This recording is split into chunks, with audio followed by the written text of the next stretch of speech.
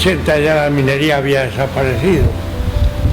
Entonces nos juntamos, un hijo mío, otros 2 o 3 amigos, y fuimos a buscar cosas por añoranza. Como habíamos vivido en la mina y éramos hijos de mineros, pues empezamos a recoger pues esas cosas menudas que encontrábamos. Y uno de los días, ¿por qué no hacemos un museo? Bueno, pues en definitiva es lo que estamos haciendo, pero sí sin premeditarlo.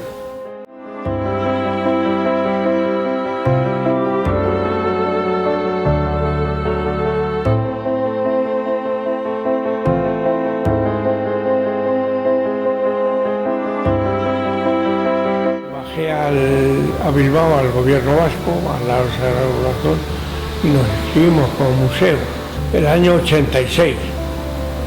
O sea, en octubre del año que viene va a hacer 30 años. Teníamos un cuartucho allí en la Casa de Cultura Gallarta.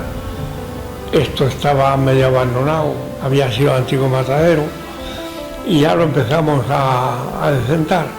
Ya le dimos un poco, pusimos unas vagonetas, pusimos raíles, y ya empezó a salir un poco la prensa.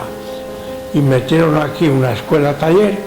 Estuvo 6 o 7 años, los 15 o 20 chavales. Se inauguró esto ya en enero del año 2001, 2002, ahí no recuerdo. Y así seguimos. Total, que ahora se nos ha quedado corto, se nos ha quedado pequeño, insuficiente a todas luces. Tenemos 3 salas más el parque, pero tenemos material para triplicarlo. Además que ahora se va a hacer lo de la corta, se va a ampliar, este año van a empezar, y así seguimos. Pero da la casualidad, y de eso estamos orgullosos, que es el primer museo minero de España. Es curioso, en toda la península no existía, el año 86 no existía un museo minero. Actualmente existen entre 25 y 30 en toda la península.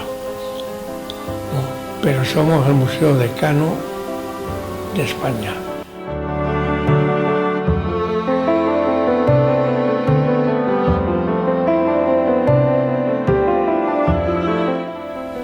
Porque se muestra la historia muy dramática del minero. Fue dramática en todos los sentidos. Económica, socialmente, culturalmente, y luego fue la riqueza del País Vasco. Las minas han agotado, pero el subproducto sigue imperando. Y a grandes rasgos eso es la esencia de este museo minero.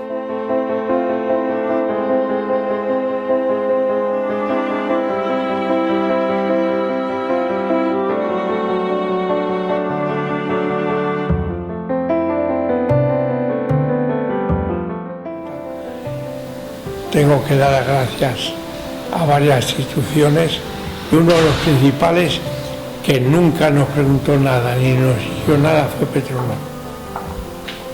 Y eso, aunque sea hacer un poco dorar la píldora, es así.